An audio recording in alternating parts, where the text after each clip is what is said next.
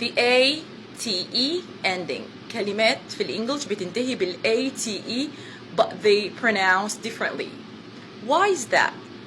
Simply, if the word functions as a verb, لو جت الكلمة فعل والفعل ده لازم يكون polysyllabic word يعني في كلمة متعددة المقاطع.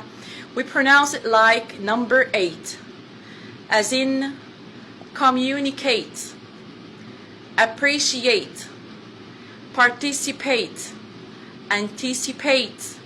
8 8 8 يبقى فعل متعدد المقاطع. However, we do have words that end in this combination برضو ال ATE but we pronounce like it as in chocolate, delicate, certificate. Why is that? Simply عشان الكلمات دي الجراماتيكال فانكشن بتاعها او الورد كلاس بتاعها اما اسم واما صفه. يبقى لما تكون الكلمه اسم او صفه برضو polysyllabic word او مكونه من اكتر من مقطع بنقراها like it. عرفنا؟ We have to distinguish the difference between it and it.